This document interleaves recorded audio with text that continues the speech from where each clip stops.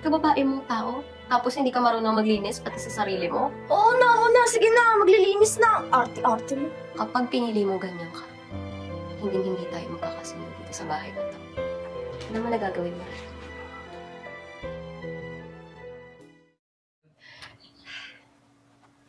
Ito nga pala yung bahay ko. Welcome ka dito, ha? Pasensya na, maliit lang kasi, pero umayos naman. Ano ka ba naman, Bes? Walang problema to. At saka di naman ako masyadong magtatagal dito eh. Alam mo, wala yun sa akin. Importante, nakatulong ako sa'yo. Thank you.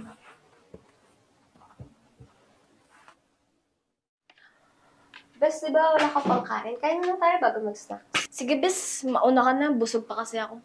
Busog ka pa? Sige. Meron na. Gising ka na ba?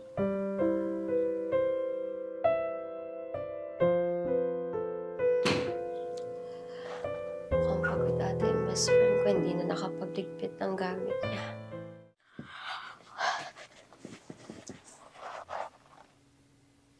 Oh, Bes.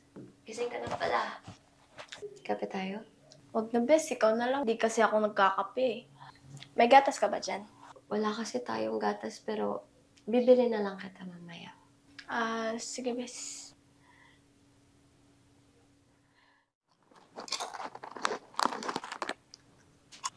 Ano yan? Chuchuya. Pwede pa nga. Sarap pa. Akin na lang to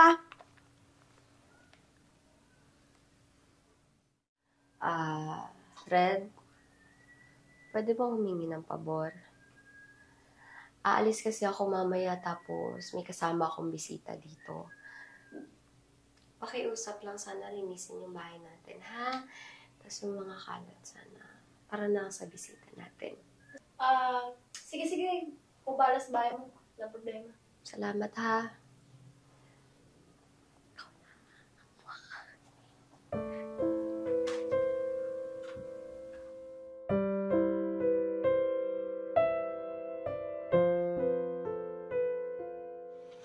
Friend, pasensya na. Maliit lang bahay namin, ha? Ay, hindi. Ayos lang yun.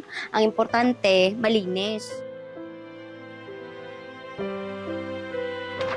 Kaya, friend, pasok ka.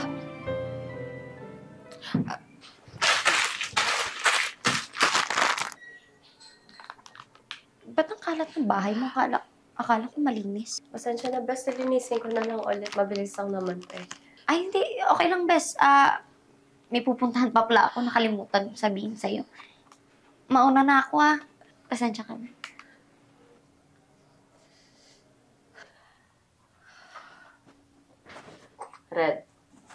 Red.